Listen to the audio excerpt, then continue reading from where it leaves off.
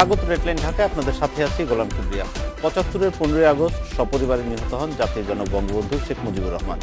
এই দিন সামনে রেখে বঙ্গবন্ধু হত্যার দেশি বিদেশি চক্রান্তের নতুন নতুন দিক উন্মোচিত হচ্ছে।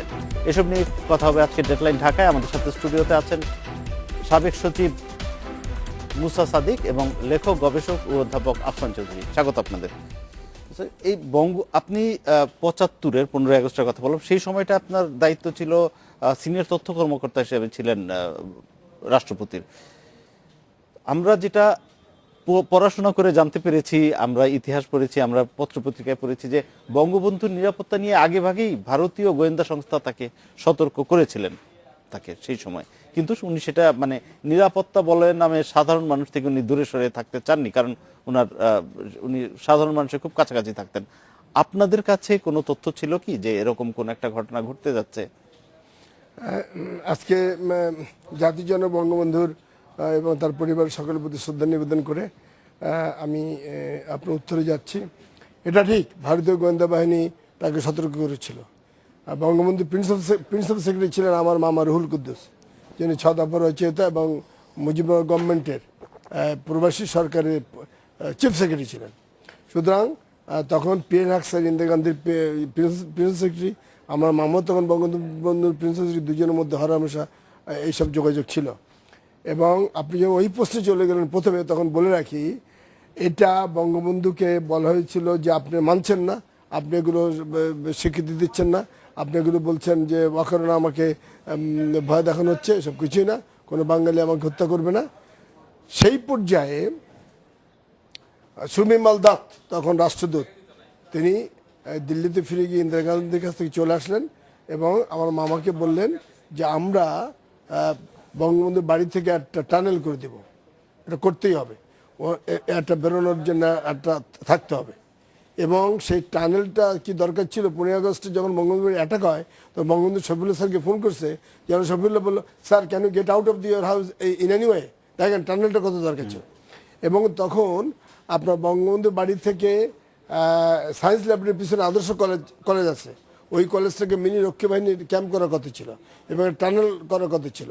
তখন ইন্দিরা গান্ধীর বঙ্গবন্ধুর আমার মামার সাথে যোগাযোগ করে বলল যে টানেলের ব্যাপারে সারা বিশ্বব্যাপী সবচেয়ে যোগ্য লোক হলো রোমানিয়া চসেস্কো, তারা এগুলো ব্যাপারে খুব যোগ্য, তারা ইঞ্জিনিয়ার যোগ্য। ওইখান থেকে আসলো, প্লেনে করে যন্ত্রপাতি আসলো, টানেলটা তৈরি হবে, আদর্শ কলেজে গেল এবং নিঃশব্দে টানেল তৈরি হবে। এই সময় বঙ্গবন্ধু প্রধানমন্ত্রী থেকে প্রেসিডেন্ট হয়ে গেলেন। প্রেসিডেন্ট যখন হয়ে গেলেন, তখন বঙ্গবন্ধুর বোনের হাজব্যান্ড সৈয়দ হোসেন স্যার, উনি এডিশনাল সেক্রেটারি এস্টাবলিশমেন্ট, তিনি অপোজ করা সত্ত্বেও, আমার মামা রুহুল কুদ্দুস সাহেব অপোজ করা সত্ত্বেও, তাজউদ্দিন সাহেব তখন মন্ত্রী ছিলেন না, তবু তিনি অপোজ করা সত্ত্বেও মোশতাকের গ্রুপ থেকে চাপ দিয়ে রহিমকে প্রেসিডেন্টের সচিব করা হলো। কে রহিম ছিল 71-এ সিআইএ ট্রেনিং নিতে গেছিল আমেরিকায়, সে সিআইএর এজেন্ট। মোশতাক সাহেবরা তাকে প্রেসিডেন্টের সচিব করে দিল, দেয়া মাত্রই এই গোপন জিনিস সে ফাঁস করে দিল এবং টাইম ম্যাগাজিনে বেরিয়ে গেল, Sheikh Mujib loss popularity trying to find out failure of the country. ওই টানেলটা খুব গোপনেই সব পুরো প্রক্রিয়াটা চলছিল, কিন্তু যখন বঙ্গবন্ধু যখন এটা সংবাদ প্রকাশিত হয়ে গেলেন এবং রহিমকে প্রেসিডেন্টের সচিব করা হলো, তখন ক্লাসিফাইড ফাইল প্রিন্সিপাল সেক্রেটারি থেকে চলে গেল বঙ্গভবনে, তখন সেটা লিক করে দিল। লিক করার কারণে বঙ্গবন্ধু তখন ওই প্রেস সেক্রেটারি ছিলেন কুষ্টিয়ায় বাড়ি, ওর নাম কি, ওকে বললে এটা ডিনাই করে দেওয়া, যেটা আমরা করছি না, তখন এটা ডিনাই করে দেওয়া হলো। ডিনাই করার পরে এটা 15ই আগস্টের কতদিন আগে? এটা ফেব্রুয়ারি বা জানুয়ারি করতে কতদিন সময় লাগতো? 1 মাস লাগতো। কিন্তু কথা হলো যে এই যে বিশ্বাসঘাতক রহিম ঢুকে গেল মোশতাকের চাপে, বঙ্গবন্ধুর বোনের হাজব্যান্ড সৈয়দ হোসেন সাহেব বিরোধিতা করলো, আমার মামা যিনি চিফ খোদা আসি যখন বেঁচে আছে ফিনান্স সেক্রেটারি মুজিবুর বিরোধিতা করলে যে ওকে দিবেন না। এই সব মোশতাকের লোক ঢুকে বঙ্গবন্ধুর এই হত্যাকাণ্ডটাকে, এটা প্রেক্ষাপট রচিত হচ্ছিল আসলে আগে থেকে। তুললেন কথাটা যে ভারতীয় গোয়েন্দা বাহিনী বলেছিল তো বটেই, কিন্তু বঙ্গবন্ধু গ্রাহ্য না করে এই পদক্ষেপ নিতে হচ্ছে। আমি একটু যাচ্ছি আফসান চৌধুরীর কাছে। আফসান ভাই, মুসা সাদিকের কথা থেকে এটা পরিষ্কার যে আসলে একটা ষড়যন্ত্রের একটা আবহ তৈরি হচ্ছিল, এবং আমরা জানি যে বিশ্লেষকরাও বলছেন যে এটি শুধু একটা হত্যাকাণ্ড না, এটার পিছনে রাজনৈতিক উদ্দেশ্য তো অবশ্যই ছিল। এবং হত্যা মামলার রায়ও কিন্তু, বঙ্গবন্ধু হত্যা মামলার রায়ও সেই রাজনৈতিক ষড়যন্ত্রের কথা সংক্ষিপ্তভাবে উল্লেখ আছে, বিশদ বলা হয় নাই। তা এতদিন পরে আপনার কি মনে হয় যে ওগুলো সবকিছু আমরা জানতে পেরেছি, নাকি আরো অনেক কিছু অজানা অধ্যায় রয়ে গেছে, দেশি বিদেশি ষড়যন্ত্র এটা পেছনে যে ছিল? সাধারণত ষড়যন্ত্র যারা করে তারা নিজেরা না বললে বা কোনো জায়গায় না লিখে রাখলে তো আর জানা হয় না। তবে যেটা আমি এই 75-এর এই অবস্থাটা নিয়ে আমি একটা ভেবেছিলাম যে একটা গবেষণা করব। তো সে গবেষণা করতে গিয়ে আমি 4-5 জন মানুষের সঙ্গে কথা বলেছিলাম। তার মধ্যে একজন হচ্ছেন আমাদের বর্তমানে যে উপদেষ্টা এসটি ইমাম সাহেব, একজন হচ্ছেন রহমান সোবহান, একজন হচ্ছে ইনু ভাই মন্ত্রী, শফিউল্লাহ সাহেব এবং খন্দকার সাহেব। তো তাতে যেটা বুঝেছি, আরও 2-1জনের সঙ্গে কথা হয়েছিল। তো যেহেতু তারা সরাসরি মানে কথা বলতে চাননি, তা আমি বলছি না। যেটা মনে হচ্ছে যে কিন্তু রাজনৈতিক অস্থিরতা যথেষ্ট হয়ে গেছিল। তো আমি ষড়যন্ত্রের, আন্তর্জাতিক ষড়যন্ত্রের কথাটা আমি বলতে পারবো না, রাজনৈতিক অস্থিরতার বিষয়টা খুব প্রবল ছিল। এবং দ্বিতীয়ত, এটা একজন আমাকে যিনি বলছিলেন, তিনি বলছেন কিন্তু যে শেখ সাহেবের মধ্যে কিন্তু দুশ্চিন্তা ছিল। আমি বলছি না যে দুর্ভাবনা ছিল, কিন্তু একটা দুশ্চিন্তা ছিল যে কি হচ্ছে। এবং আমি যেটা জিজ্ঞেস করেছিলাম একজনকে, ইনাদের মধ্যে একজনকে, যতক্ষণ না বের হচ্ছে ততক্ষণ তো আর আমি বলতে পারছি না যে আপনারা কি জানতেন নিজেরা সেনাবাহিনী থেকে একটা বিচ্ছিন্নতার কথা? তো আমরা ওইদিকে খেয়ালই করিনি, আমরা ওইদিকে ভাবিনি কি হচ্ছে, সেনাবাহিনীতে যে আলাদা কোনো একটা কিছু পাকাতে পারে এটা আমরা ভাবছিলাম না। তো আমার তাতে মনে হয় যে তারা যারা ওই সময় দায়িত্বে ছিলেন তারা হয়তো বিপদের যে কতটা বড় হতে পারে এটা হয়তো তাদের মনে এটা হয়নি। আমি আরেকটা সাক্ষাৎকারের কথা বলবো না, একটা আলাপ হয়েছিল আমার জেনারেল জগজিৎ সিং আরোরার। তিনি কথা বলছেন, এটা প্রমাণ নাই, আমি বলে রাখছি যে যেহেতু আমার কাছে টেপ রেকর্ডিংটা আমার কাছে নাই। তিনি একটা বলছিলেন যে দেখো, প্রাতিষ্ঠানিক সেনাবাহিনীকে সবসময় তাদেরকে একটু নজরে রাখতে হয়। তো উনি জেনারেল অরোরা রক্ষী বাহিনীর খুব বিপক্ষে ছিলেন। তিনি বলছেন যে একটা দেশে একটা সেনাবাহিনীর পাশে এতটা ক্ষমতাবান যদি একটা হয় তাহলে দুশ্চিন্তার পরিসরটা বেড়ে যেতে পারে। শেখ মুজিবের এত বড় একটা মানুষও যে কোন জায়গা থেকে কি বিপদ হতে পারে সেটা হয়তো তার হবে না। তো আমি মনে করি যে জিনিসটা খেয়াল করা দরকার সেটা হচ্ছে, লোকজন বলে যে শেখ সাহেব মারা যাওয়ার পরে কেউ আগিয়ে আসেনি, এটা ঠিক না। সাধারণ মানুষ অনেকে এসেছিল। আমি বরগুনার যে এসডিও ছিল সিরাজ ভাই, উনি তো ওই এলাকাকে স্বাধীন ঘোষণা করে করে ফেলেছিল সেই সময়, মানে 75-এর পর। আমার মতে এবং আরো বিভিন্ন জায়গায় কিন্তু বিভিন্ন জায়গায় এরকম হয়েছিল। আমার মতে যে জিনিসটা বিশ্লেষণে এখন আসা দরকার যে আমাদের প্রতিক্রিয়া যেগুলো আমরা দেখতে পাই এখন, এই প্রতিক্রিয়া কেবলমাত্র আমলাদের ভেতরে না, কেবলমাত্র সেনাবাহিনীর মধ্যে না, তাদের ষড়যন্ত্র কেবল না, এটা আরো ব্যাপকভাবে এবং রাজনৈতিক অস্থিরতার বিষয় তো অবশ্যই। এবং আপনি একটু বলে রাখি, বঙ্গবন্ধুর সেই 75 বা 71 দেখার সৌভাগ্য আমাদের জেনারেশনের সাংবাদিকদের হয়নি, কিন্তু আমরা 21শে আগস্ট একটা বড় হামলা দেখেছি এবং সেটার যে স্মৃতি আমাদের মধ্যে আছে। পরদিন কিন্তু পুরো ঢাকা না পুরো দেশ স্তব্ধ হয়ে গিয়েছিল। এত বড় একটা ঘটনার মুখোমুখি হলে মানুষ কিভাবে রিয়াক্ট করবে সেটা অনেক সময় বুঝতে সময় নেয়। সেটাকে যদি ভুলভাবে উপস্থাপন করা হয় যে মানুষ এটাকে সমর্থন করেছে, চুপ ছিল মানে সমর্থন, এটা ভেবে নেওয়ার কোনো কারণ নেই। একটা পক্ষ কিন্তু এটা এভাবে বলার চেষ্টা করে যে সেই সময় মানুষ কেন রাস্তায় নেমে আসেনি, প্রতিবাদ করেনি, তার মানে মানুষ এটার পক্ষ ছিল। এটা তো কোনোভাবে বলা যাবে না। এটা আমি আপনাকে বলি, যখন আমি 15 আগস্টের সকালের কথা আপনাকে বলি। 15 সকালে যখন এই হত্যাকাণ্ডের কথা আমি জানতে পারলাম, আমি আজিমপুরে ছিলাম, সে স্বাধীন বাংলা বেতারের শিল্পী প্রণোদা এসে বললেন এই হয়ে গেছে। তখন আমি বঙ্গবন্ধু বাড়ির ফোন নম্বর জানি, তাই ফোন করছি, সব ফোন বন্ধ। প্রণীতদা বললেন যে শেখ কামালের ওয়াইফ খুকু, ওর একটা আনক্লাসিফাইড নাম্বার প্রণীতবাবুর কাছে আছে, কারণ ও একসময় গান শেখাতো। তো ওই নাম্বারে কল দিছি, আমার এই যে বই লিখেছি কিন্তু বঙ্গবন্ধু হত্যার পরম্পরার মধ্যে আছে এগুলো। ফোন করেছি, করলে আমাকে উর্দুতে বলছে হ্যাঁ আপ কোন, দেখেন। তো প্রণীতদা কান পেতে আসে, আমি বলছি যে শেখ কামাল আমার বন্ধু কেমন আছে? হ্যাঁ আচ্ছা ঠিক है, आप कौन बोल रहा है? আর ওখানে অনেক গুলো শব্দ শুনছি, বলো না ও বাজি ফুটা রা ও বাজি ফুটা রা, आप कौन है, कहाँ से बोल रहा है? তো আমি বললাম যে এক্সকিউজ মি, আমি বললাম যে ভাই ইউর স্পিকিং উর্দু, আপনি কি পাকিস্তানি? তো বলি ইউ বাস্টার্ড বলে কি যেন বলতে চাইছিল, আমি ছেড়ে দিলাম।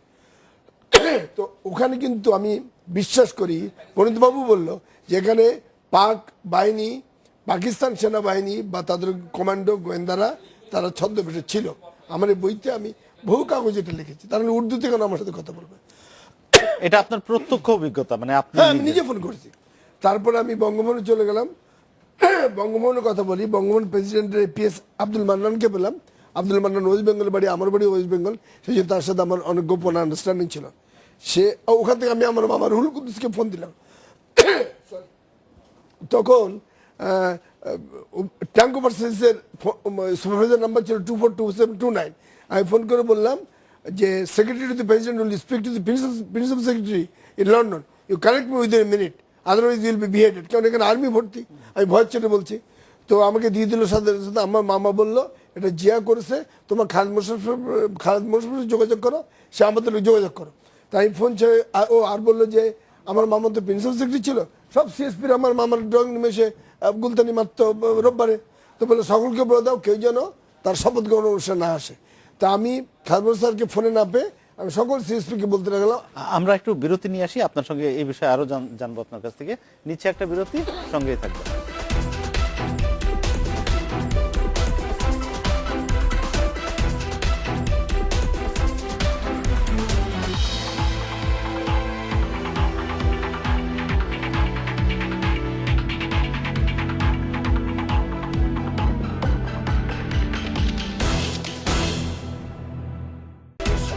বিরতির পর ফিরে এলাম। ডেডলাইন ঢাকায় কথা হচ্ছিল মুসা সাদিকের সঙ্গে। আপনি বলছিলেন যে 15ই আগস্ট সকালে বঙ্গভবনের কি অবস্থা? জি, 11টা 11:30 লন্ডনে কল দিলাম। তখন প্রিন্সিপাল সেক্রেটারি রুহুল কুদ্দুস, তখনও প্রিন্সিপাল সেক্রেটারি, কেউ তাকে তো চেঞ্জ করে নাই। উনি আমাকে বললেন যে সেক্রেটারিতে সব বলে দাও সিএসপিদের কেউ যেন না আসে, আর তোমরা খালেদ মোশাররফের সারাক্ষণ যোগাযোগ রাখো। তো ওনার ফোন ছেড়ে আমি প্রেসিডেন্ট এপিএস আব্দুল মান্নান, তার বাড়ি ওয়েস্ট বেঙ্গল, আমার বাড়ি ওয়েস্ট বেঙ্গল, তার সাথে আমার অনেক গোপন সম্পর্ক ছিল। তাই আমি বললাম আপনি কিছু ফোন দেন, আমি কিছু ফোন দিই। তা আমি সিএসপিদের ফোন দিতে বললাম যে আপনারা কেউ আসবেন না। সকলে বললে আসবো না, কিন্তু 7টার বঙ্গবন্ধুর ইকোনমিক সেক্রেটারি ছিলেন, বঙ্গবন্ধু অফিসেই বসতেন, কুমিল্লা বাড়ি, উনি রিয়াক্ট করলেন। হ্যাঁ মুসা, তুমি এভাবে এ করছো, আর্মি তোমাকে মেরে ফেলবে, তুমি কি গভর্নমেন্টের বিরুদ্ধে যাচ্ছ নাকি? উনি দেখলাম আমাকে রিয়াক্ট করলো। আর খোরশদ সাহেব, অন্যান্য যাদের বললাম তারা বললো কেউ আসবো না। কিন্তু আমি দেখলাম মান্নানকে আমি যে কয়টা নাম দিলাম এদেরকে ফোন করে মান্নান ফোন করছে না। আমি বললাম কি আপনি কাউকে ফোন করলেন না?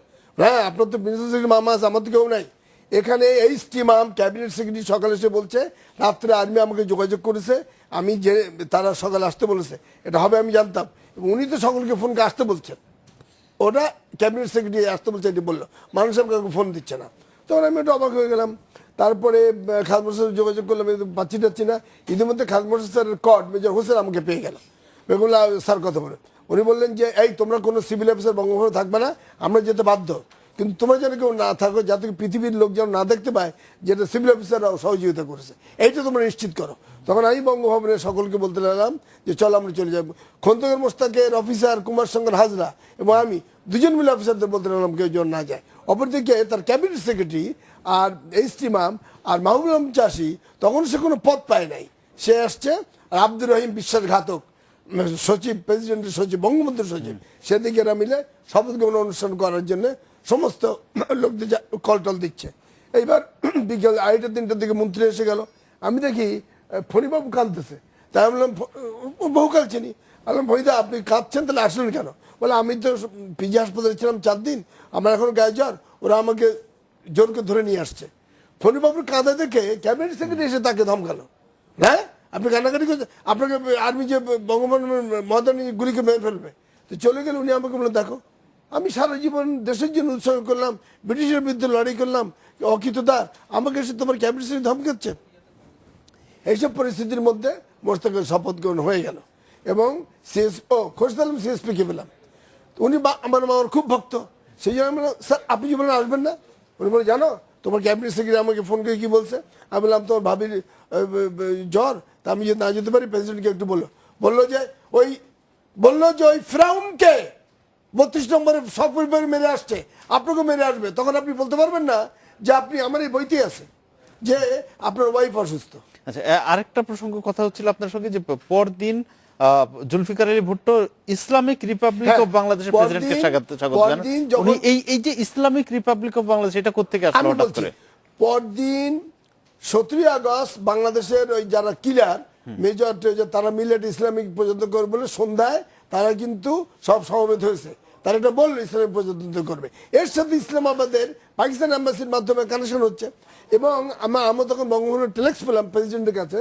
জুলফিকার আলী ভুট্টো তাকে কংগ্রেচুলেট করছে as the president of the Islamic Republic of Bangladesh.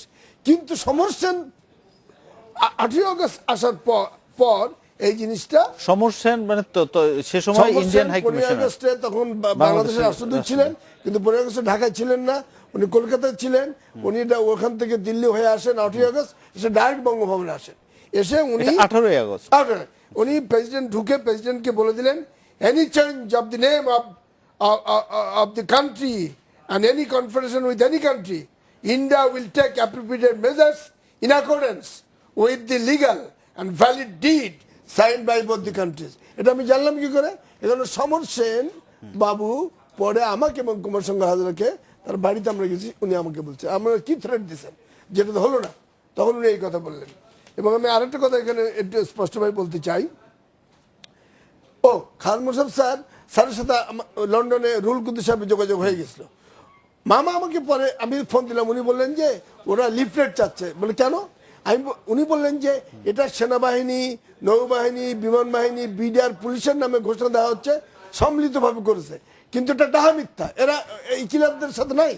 সেই জন্য ওরা বলছে সেনাবাহিনীর নামে একটা লিফলেট পাঠিয়ে দাও তোমরা। আচ্ছা, একটু আমি আপনাদের কাছে যে এই প্রসঙ্গে আমরা বিবিসির একটা প্রতিবেদনের একটু উল্লেখ করছি। এখানে আইনমন্ত্রী আনিসুল হককে তারা কোট করেছেন। উনি বলেছেন যে বঙ্গবন্ধুর অবস্থা বিবেচনা করলে আন্তর্জাতিক ষড়যন্ত্র ছাড়া গুটি কয়েক বিপদগামী সামরিক সদস্য এবং তার দলের একজন বেঈমান এই ঘটনা ঘটিয়েছে বলে প্রতীয়মান হয় না। শুধু মানে তারাই না, এটা বের করার জন্য এখন চেষ্টা চলছে। মানে শুধু যে আর্মির কয়েকজন ছিল তারা না, আরো আসলে এটার পিছনে ছিলেন, এটা আইনমন্ত্রী বলছে। আপনিও কি সেটা মনে করেন যে এই হত্যাকাণ্ডের পিছনে? আমার তো মনে হয় যে আমরা এখনো বোধহয় এই হত্যাকাণ্ডের বিষয় সম্পূর্ণ জানি না। কিন্তু আমার মনে হয় আমাদের একবারে দৃষ্টি যদি কেবল হত্যাকাণ্ডের দিকে থাকে, তাহলে আমাদের এই পটভূমিটা হয়তো আমাদের চোখে ধরা পড়বে না। তো এটা অনেক বড়, অনেক দীর্ঘদিনের একটা পটভূমি ছিল। আমি একবার মুক্তিযুদ্ধের গবেষণা করতে গিয়ে একজনকে ইন্টারভিউ করতে গিয়ে তিনি বলছিলেন যে একবার জিয়ার বোধহয় জ্বর হয়েছিল, তো তখন তিনি তাকে দেখতে গিয়েছিলেন। তো তারপরে তার 2 দিন পরে শেখ সাহেবের সঙ্গে তার দেখা হয়েছে। তখন শেখ সাহেব তাকে জিজ্ঞেস করেছে যে তুমি জিয়ার সঙ্গে যোগাযোগ রাখো। আমি বলছি তার মানে যে এটা যে মানে অনালোচিত একটা বিষয় ছিল তা না, এই হলো একটা বিষয়। দ্বিতীয়ত ছিল অস্থিরতা। আমি বলছি যে এখন ধরুন আবেগের ক্ষেত্রে আমাদের যে অবস্থা, তাতে আমরা অনেক কিছু বলছি না, কিন্তু অস্থিরতার বিষয়টা কিন্তু যথেষ্ট। মানুষ এই ধাক্কাটা দেওয়ার কখন মনে করে যে আমার একটা সুযোগ রয়েছে, আস্তে আস্তে এই অস্থিরতার সুযোগ। একটা যুদ্ধবিধ্বস্ত দেশে তো এই অস্থিরতা থাকাটাই স্বাভাবিক। আমি তো সেই কারণে, এবং আমি দেখছি যে দেখুন যুদ্ধ আমাদের দেশে যে ঘটনাটা ঘটলো 75-এর পরে বা 75-এর থেকে 75 থেকে কিন্তু আমরা আর কোনোদিন স্থির হতে পারলাম না। তার মানে আমাদের রাজনৈতিক যে প্রতিষ্ঠান সমূহ, আমাদের যে সাংগঠনিক প্রতিষ্ঠান সমূহ, সাংবিধানিক প্রতিষ্ঠান সমূহ, কোনো জায়গায় স্থির হয়নি। এরকম একটা ধাক্কা সামলাবার মতো 75-এ যে ঝাঁকুনিটা এসেছিল সেটা এখন আমরা। আরেকটা বিষয় আমরা একটা বিরতিতে যাব, তার আগে আপনার কাছে একটু প্রশ্নটা রেখে যাই, যেটা হচ্ছে যে মুসা সাদিক যেরকম বললেন যে পরদিন পাকিস্তান থেকে ভুট্টো ইসলামিক রিপাবলিক অফ বাংলাদেশকে একটা প্রেসিডেন্ট কনগ্রেচুলেট করেছেন, অভিনন্দন জানিয়েছেন।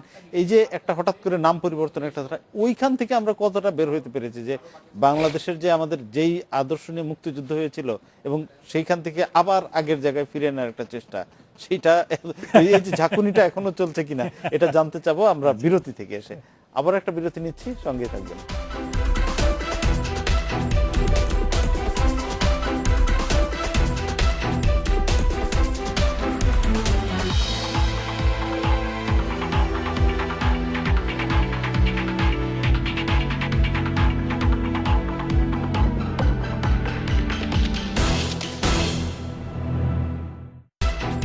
বিরতির পর ফিরে এলাম রেড লাইন ঢাকায়। আপনি বলছিলেন যে 75-এর 15ই আগস্ট যে একটা ঝাঁকুনি হয়েছিল সেটা থেকে এখনো আমরা সুস্থির হতে পারিনি বাংলাদেশের কোনো অর্গানই। সেই প্রসঙ্গে জানতে চাই আপনার কাছে যে এই যে বঙ্গবন্ধু হত্যার মাধ্যমে যে মানে খুনি চক্রের যে চিন্তাধারা, পাকিস্তানপন্থী ধ্যান ধারণা ভাবনা, মানে যেই শেকড় ছিল সেটা কি পুরাটা উপরে এসেছে? এতদিনেও আমরা কি সেটা থেকে দূরে আসতে পেরেছি? আমি মনে করি যে কথাটা আপনি বলছেন যে পাকিস্তানি পন্থী ধ্যান ধারণা, এটা বাংলাদেশে কোনোদিনই ছিল না। এটা আমি একজন গবেষক হিসেবে কিছুটা হলেও দায়িত্ব নিয়ে আমি বলছি, বাংলাদেশের মানুষের ধারণাটা পূর্ববঙ্গ, সে পূর্ববঙ্গে যে আচরিত্রই হোক এটাই সে ধারণ করেছিল। বরং বলা যায় যে পাকিস্তানের এই যে কত আমরা পাকিস্তানি ছিলাম, এটা আমাদের জন্য খুব একটা অস্বস্তির সময় ছিল।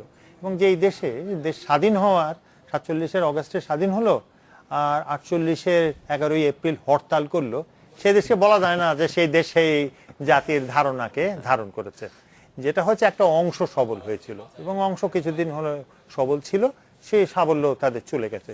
কিন্তু আমি তো ওই সময় তো আমি তো ইউনিভার্সিটির ছাত্র, আমার মনে পড়ে না সেই সময় কোনোভাবে পাকিস্তানপন্থীরা জনপ্রিয় ছিল কোনো অংশ। না, জনপ্রিয়তার না কথা আমি হচ্ছে বলছি না, না, আচ্ছা মানুষের কাছে গ্রহণযোগ্য জনপ্রিয়তা বা গ্রহণযোগ্যতার কথা হচ্ছে না, কথা হচ্ছে ষড়যন্ত্রের যে একটা। না আমি যে পাকিস্তানপন্থী ষড়যন্ত্র কি, আমি ষড়যন্ত্র নিয়ে অতটা ভাবি না। আমার কাছে যেটা মনে হয়েছে যে ভারতের বিরোধিতা ছিল, এবং বিশেষ করে 72 থেকে 75-এ যেহেতু বাংলাদেশে অনেক জিনিস তৈরি হতো না, স্মাগলিং হয়েছে, হোর্ডিং হয়েছে অর্থনৈতিকভাবে, সেটা ভারতের প্রতি কিন্তু মনোভাব মানুষের বিরূপ ছিল, এটা কিন্তু পরিষ্কার কথা। আমার মনে আছে ঢাকা ইউনিভার্সিটিতে ধর এসে বললো যে আমরা তেল নেব, তখন ঢাকা ইউনিভার্সিটি কিন্তু মিছিল বের করেছে, ধরকে ধর, এই ছিল স্লোগান।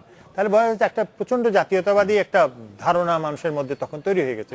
আমি মুক্তিযুদ্ধ নিয়ে যখন মুজিবনগর সরকারের লোকজনদেরকে গবেষণা করতে গেছি, তখন আমাকে এইচটি ম্যাম সাহেব একবার বলছিল যে আমাদেরকে অর্ডার হয়ে গেছে প্রথম গিয়ে বাংলাদেশের জন্য গুরুত্বপূর্ণ জায়গাগুলো আগে কবজা করে ফেলো, যাতে কেউ আর না কবজা করতে। তাহলে একটা জাতীয়তাবাদী যুদ্ধের যে পরিচিতি থাকে, এটা খুব ধারণ করে আছে। ষড়যন্ত্র করার সুযোগ হয়েছে নিশ্চয়, আমাদের দেশে এখনো ষড়যন্ত্র করার সুযোগ আছে।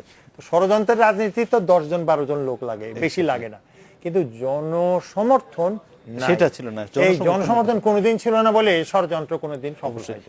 এই ষড়যন্ত্র প্রসঙ্গে আসি, সেনাবাহিনীর একটি অংশ এই ষড়যন্ত্রে বঙ্গবন্ধু হত্যার সঙ্গে জড়িত ছিল, কিন্তু পুরো সেনাবাহিনী তো এটার তখন সেনাবাহিনীর ভিতরে কি অবস্থা চলছিল আমি বলি এই বিষয়ে আমার বিরাট গবেষণা আছে, আমি এই 40 বছর গবেষণা করে এটা লিখেছি। এখানে হয়েছিল কি, ডালিম আমি আপনাকে খালমোহন সাহেব যে লিফলেট চাচ্ছেন ওইটা আসি। খালমোহন সাহেব লিফলেট চাচ্ছেন, মামা লন্ডন থেকে বললো যে আর্মি যারা কিলার তারা সকলের নাম ইউজ করছে, এটা ঠিক না, ওরা একটা লিফলেট চাচ্ছে, তুমি লিফলেট চাপে দাও। আর্মির নামে আমরা লিফলেট ঢাকায় কোথায় চাপাতে পারলাম না। তখন আমার মামা চিটগাঁয়ে কোন আওয়ামী লীগের প্রেসিডেন্ট বা হান্নান মান্নান কাউকে বলছে, তারা তখন SM ইউসুফ, শেখ মনিবার ডানহাত যুবলীগ নেতা, বিরাট কমান্ডো নেতা, উনি লিফলেট তৈরি করে এই যে আল্লাহু আকবার বিসমিল্লাহির রহমানির একটু ধর্মীয় ইঙ্গিত দিয়ে উনি লিখলেন, বঙ্গবন্ধুকে যারা হত্যা করেছে তারা পাকিস্তানি জারজ সন্তান, তাদেরকে যেখানে পাও কুকুরের মতো গুলি করে মেরে ফেলো, তাদের রক্ত মাংস কেটে কুচি করে কুকুর দিয়ে খাও, এটা বাঙালি জাতির ফরজ কাজ। এই বলে সেই লিফলেট বঙ্গভবনে আমার নামে আমার ঠিকানায় ওই রেলে পাঠাই দিল। ওখানে ফোন করলো, বস্তা আসছে, ওইটা নিয়ে আমরা তখন বিতরণ করলাম। এবং রাখালদা আমাদের নেতা ছিলেন, রাখাল ভট্টাচার্য, কুমার শঙ্কর হাজরা প্রেসিডেন্ট মোস্তাকের অফিসার, রবীন্দ্রনাথ ত্রিবেদী মনসুর সাহেব অফিসার, আলী তাজুদ্দিন সাহেব অফিসার, আমরা মিলে এটা সচিবালয় বঙ্গভবন এবং ক্যান্টনমেন্টটা আমি বিতরণ করছি। এটা আজকে বলছি কোনো এর জন্য না, কোনো ক্রেডিট নেবার জন্য না। এবং আমাদের গাড়ি সংগ্রহ করতে হচ্ছে কষ্ট করে। সুশীলবাবু বলে এক হিন্দু ভদ্রলোক, তার জলপাই রঙের নতুন টয়টা গাড়ি দিয়েছিল, তার ড্রাইভার ছিল আমজাদ, তাকে নিয়ে আমি সবসময় ছুটির বুটি থাকি, যখন আমি গেট দিয়ে ঢুকলাম, এর আগে রেকি করে আসছি, খালমোহন স্যারের কর ছিল মেজর হোসেন, সে আমাদের গাড়ি 5টা দিয়েছে। আমরা এই লিফলেট আমি ক্যান্টনমেন্টে এখান থেকে ঢুকে উত্তর পাশ দিয়ে বেরিয়ে যাওয়া যেত, ওইভাবে বের করে আমি গাজীপুরে গেছিলাম। আর রবীন্দ্রনাথ ত্রিবেদীর গাজী মনসুর এটা সচিবালয় দিয়েছিল, কুমার শঙ্কর হাজরা এটা বঙ্গভবনে ছড়াই দিয়েছিল। সেটা রিয়াকশন কি ছিল এই লিফলেট? সে রিয়াকশনের পরে আমাদের নেতাকে ওরা গোয়েন্দা বাহিনী ধরে ফেললো, রাখাল ভট্টাচার্য ডেপুটি সেক্রেটারি বিশেষ এস্টাবলিশমেন্ট, তাকে কারাগারে নিয়ে জিয়া রহমানের হুকুমে তাকে প্রায় অর্ধমৃত করে ফেললো। এবং তারপরে যখন মারা যাচ্ছে বার্ষিক দিয়ে গেলো, মারা গেল, আমরা তার শ্মশানেও যেতে পারলাম না। আর আমি ইন্ডিয়া পালিয়ে চলে গেলাম, কারণ আমি তো আমার ওখানে আমার আপনার নামও চলে এসেছিল নিশ্চয়ই। আরে আমার নামে তো বলছে যে তাকে এই যে আজ আমি নিয়ে আসছি, আমাকে বলছে যে কু ইজ সাকসেসফুল, মুসা সেড কু ইজ সাকসেসফুল, এই যে দেখেন আপনাকে দিলাম, কু ইজ সাকসেসফুল, এবং সে বলছে লেট আস সেলিব্রেট ইট, বলে জিয়া রহমানের বিরুদ্ধে আমাকে করলো। এবং ডক্টর এমআর খান জাতীয় অধ্যাপক, উনি যে কোনো কোনো আমার যান বাঁচানোর চেষ্টা করলেন। আকবর কবির সাহেব তথ্য প্রতিষ্ঠা, আমি ব্যক্তিগত কথা বলতে চাই না। এই লিফলেট দেওয়ার পরিণতি কি হলো, সেনাবাহিনী ঢাকা ক্যান্টনমেন্টে দুভাগ হলো। এই লিফলেট তারা আবার ফটোকপি করে সমস্ত ক্যান্টনমেন্টে খাস মশা পাঠিয়ে দিল, ফলে আর্মি দুভাগ হয়ে গেল। যেটা আমাদের নাম ইউজ করছে এই কিলাররা, আউটসাইডার, তারা তো আমাদের লোক না, আমরা তো তাদের সমর্থন না। এই সেনাবাহিনীর এই যে ভেতরের অবস্থাটা আপনার কাছে আরেকটু বিস্তারিত জানবো। একটা বিরতি নিয়ে আসি, আমাদের একটা বিরতির সময় হয়েছে, আবারও একটা বিরতি নিচ্ছি, সঙ্গে থাকবেন।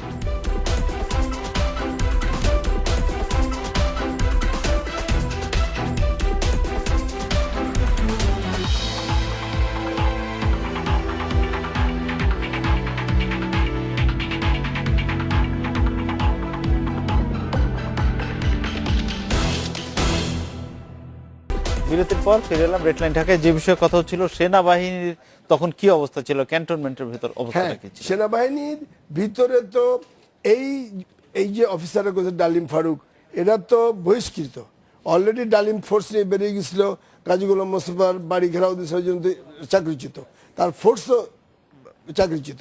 এবং চাকরিচ্যুত মিলে যখন এটা করে, তখন কিন্তু তারা নতুন এয়ারপোর্ট তখন হচ্ছিল, ওখানে গিয়ে সেই 15 আগস্ট রাত্রে কিন্তু এই কথা বলে নাই যে আমরা বঙ্গবন্ধু হত্যা করতে যাচ্ছি।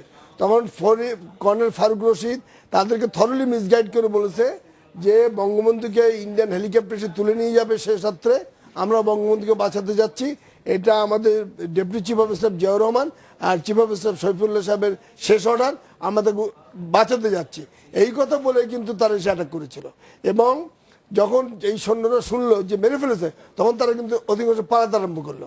আচ্ছা, এবং আমি সেনাবাহিনীর ভিতরে যখন করে ফেললো, তখন যারা ছিল মুক্তিযোদ্ধার জেনারেল বা ফেরত এসছে যেসব ডিসিপ্লিন আর্মি অফিসার, যেমন আরেকজন ছিল কর্নেল লতিফ, এরা ওদেরকে ডিসিপ্লিন মধ্যে আনার চেষ্টা করলো। যখন করতে পারলো না, তখন এই এই এই তারা বলল, মানে সেনাবাহিনীর বড় অংশটা তারা কি এটাকে মানে ধারণ করেছে, ওদেরকে না কিছুতেই ধারণ করে। এই জন্য তো তারা তখন তাদেরকে বঙ্গভবনে গিয়ে তাদেরকে দুই পক্ষ হয়ে গেল, দুই পক্ষ হয়ে গেল। তবে জিয়াউর রহমান সবসময় কিলারদের পক্ষে ছিল, সবসময় ষড়যন্ত্র করে গেছে বঙ্গবন্ধুকে উৎখাতের জন্য, বঙ্গবন্ধু সরকার বঙ্গবন্ধু হত্যার জন্য সে সবসময় একটা না একটা ষড়যন্ত্র করে গেছে। যে জন্য বঙ্গবন্ধু তাকে বহু আগেই তাকে চাকরিচ্যুত করার জন্য বলেছিলেন। সেই ফাইল কিন্তু তার প্রতিরক্ষা মন্ত্রী প্রফেসর নুরুল ইসলাম, সেটা কিন্তু। আরেকটা বিষয় জানতে চাই আমি, যে এই যে 15 আগস্ট হত্যাকাণ্ডের পরে দেশের বিভিন্ন স্থানে বিচ্ছিন্নভাবে বিভিন্ন এলাকায় প্রতিরোধ গড়ে উঠেছিল, ওইটা যদি একটু সংক্ষেপে বলেন। এটা যে আপনি বলছেন, এখানে আমি বলি 18 আগস্ট আপনার দিল্লি থেকে মাকটালি এসে যায় ঢাকায়। তো মুক্তিযুদ্ধের সময় স্যার আমি একসাথে ছিল, আমার বহু নিউজে দিয়েছে, সে আমাকে ফোন করলে আসো, গেলাম। তারপর সে বললো যে কি হচ্ছে, আমি বললাম resistance started all over the country, Dhaka সমস্ত জায়গায়। তো ও একটা আমার থেকে নিউজ নিয়ে বিবিসি দিয়ে দিল, বিবিসি 19 আগস্ট সন্ধ্যায়, যে মুক্তিযোদ্ধারা এবং মুজিব বাহিনী সমস্ত জায়গায় রেজিস্ট্রেশন শুরু করেছে এবং কিলারদের তারা যে কোনো সময় তারা মোকাবেলা করবে। এইটার পর আমি দেখলাম কুমিল্লায় রেল লাইন তুলে ফেলেছে মুক্তিযোদ্ধারা, চিটাগাং অক্সিজেনে ক্যান্টনমেন্টের কাছে ওই এসএম ইউসুফ ব্রিজ বাড়ি দিয়েছে, ময়মনসিংহে তারা অলরেডি থানা দখল করে বিভিন্ন জেলায়, এবং রক্ষী বাহিনী সারা বাংলাদেশ থেকে ঢাকার দিকে তখন এগিয়ে আসছিল, যে যারা হত্যা করেছে তাদেরকে তারা কুচি কুচি করে কেটে কুকুর দিয়ে খাওয়াবে। এই যে লিফলেট চলে গেছে, এই লিফলেট অনুযায়ী রক্ষী বাহিনী সব ঢাকার দিকে অগ্রসর হয়ে আসছিল। কিন্তু যেটা সমস্যা হলো সেটা হলো জিয়াউর রহমান মিন ওয়াইল রক্ষী বাহিনীর যে ডিজি সে ছিল লন্ডনে, আর নুরুজ্জামান, আর যে ডিডিজি ছিল ব্রিগেড মাহবুব, তাকে এক্সারসাইজ দেখানোর নামে আগের দিন সে বগুড়ায় পাঠাইতেছে জিয়াউর রহমান, এবং এরা কেউ আর কমান্ড দিতে পারছিল না। আর সৈফুল্লাহ সাহেব ঘেরাউড বাই দিস পিপুল, যারা কিলার্স, তারা তাকে ঘেরাও দিয়ে ফেলেছিল। তবে সৈফুল্লাহ সাহেব, যেন সৈফুল্লাহ সাহেব যা যা বলেন আমরা কোনোটা একমত, কোনোটা দ্বিমত। তবে একটা প্রতিরোধ গড়ে উঠেছিল, কিন্তু সেই সময় সঠিক মুহূর্তের সঠিক দিক নির্দেশনা না পাওয়া, সেটা আর পরিণতি পায়নি। সেটা আরেকটা কারণ, আমাকে এটা বলতে দেন আধা মিনিট। আরেকটা কারণ, আওয়ামী লীগের তখন যারা মন্ত্রী বাহিনী ছিল আর যারা নেতারা ছিল, তারা কিন্তু সে রেজিস্ট্যান্সের জন্য কোনো নেতৃত্ব দেয় নাই, তখন দিতে পারেনি। বরং আমরা সিভিল অফিসার মুক্তিযোদ্ধা বঙ্গভবন সচিবালয়, আমরা ক্যান্টনমেন্টের মতো জায়গায়, বঙ্গভবনের মতো জায়গায় আমরা লিফলেট বিতরণ করি। আমি আপনাদের কাছে যাচ্ছি এই প্রসঙ্গে, যে বঙ্গবন্ধুর হত্যাকাণ্ডের পরদিন সারা দেশ স্তব্ধ হয়ে যায়, সেরকম কোনো প্রতিবাদ প্রতিরোধ দেখা যায়নি ঢাকা শহরের দৃশ্যত, এটাকে অনেকে অন্যভাবে ব্যাখ্যা করেন, বলার চেষ্টা করেন যে এটাতে সাধারণ মানুষের একটা মৌন সমর্থন ছিল, কিন্তু সেইটা আপনি কিভাবে দেখেন জিনিসটা? সেটা তো আমি এরকম কোনো রাজনৈতিক ঘটনা না। বিশ্লেষণ আর সামাজিক বিশ্লেষণ সামাজিক দুটো আলাদা বিশ্লেষণটাই আলাদা। মানে যেটা আমরা বুঝলাম যে দেশের সারা দেশেই বিভিন্ন জায়গায় বিচ্ছিন্ন তো প্রতিবাদ শুরু হয়েছে। হচ্ছে যে যখন মন্ত্রীরাই নিজেরাই প্রতিরোধের অংশগ্রহণ করে না বা কম করে বা এই করে, যখন সেনাবাহিনীর লোকজনরাও অতটা করে না, আমাদের ধরে নিতে হবে যে এইটাই প্রধান প্রতিক্রিয়া ছিল না। প্রধান প্রতিক্রিয়া যেটা ছিল যে যেহেতু এই অংশগ্রহণকরণটা সীমিত হয়ে গিয়েছিল, সেই কারণে হয়তো একটা বিচ্ছিন্নতা তৈরি হয়ে গিয়েছিল। আমি ওনার কথাতেই বলছি যে যদি সেনাবাহিনীর উপরে এত সীমিত নিয়ন্ত্রণ ছিল, তাহলে তো সেই দেশকে সেনাবাহিনীর কবল থেকে এখনো তো রক্ষা করা যায়নি, সেই বিষয়টা চলে এসছে। তবে আমার মনে হয় আমাদের ৭৫-এর দিকে তাকানো উচিত বিশ্লেষণের চোখ নিয়ে। আমাদের জানা দরকার যে কোন প্রতিষ্ঠানগুলোকে সবল করতে পারলে দেশটা সবল থাকে। কারণ আমরা তো পরিষ্কার দেখতে পেয়েছি ৭৫-এই যে সেনাবাহিনীও বিভক্ত হয়ে গেছে, সেনাবাহিনী বেশিরভাগ কেন প্রায় সবাই এটার বিপক্ষে, কিন্তু তারপরেও তারা কিছু করতে পারছে না। তো অতএব জনগণ যখন ভূমিকা নেয় তখনই কেবলমাত্র। আমি একটু শেষ করি, আমরা অনুষ্ঠানের শেষ পর্যায়ে চলে এসেছি। যেটা বলতে চাই যে এত বড় একটা ঘটনা সাধারণ মানুষ কেউই প্রস্তুত ছিল না। এত বড় একটা ঘটনা হওয়ার পর শোকে এবং ঘটনার আকস্মিকতাটা এত প্রবল ছিল, স্তব্ধ হয়ে গেছে। তার মানে এই না কিন্তু, কারণ আমরা জানতে পারি মুসা সাদিকের কথা যে দুদিন পরে 18ই আগস্ট থেকেই কিন্তু দেশব্যাপী যে জিনিসটা শুরু হয়েছে। তার মানে মানুষের মধ্যে আসলে প্রতিরোধ হয়নি, কারণ আকস্মিকতায়। আমার মনে হয় প্রতিরোধের বিষয় হচ্ছে আকস্মিকতার এত ছিল, কেউ তো এই জিনিসটার জন্য ঐতিহাসিকভাবে প্রস্তুত না। মানে 26শে মার্চের পরে তো মানুষ হকচকিয়ে গিয়েছিল, ঢাকা শহরে তো আর প্রতিরোধ হয়নি। তবে বঙ্গবন্ধুর প্রয়াণ নিঃসন্দেহে আমাদের জন্য বিরাট ক্ষতি। না, এটা থেকে আমি যেটা বলছি, আমরা এখনো এটা থেকে সামলে উঠতে পারিনি এবং এটা অপূরণীয় ক্ষতি। আমরা আমাদের স্টুডিওতে আসার জন্য ধন্যবাদ। আমরা চলে এসেছি। এই ছিল আজকে ডেডলাইন ঢাকায়। দেখা হবে আগামী শুক্রবার এই সময়। ভালো থাকুন, সুস্থ থাকুন, শুভরাত্রি।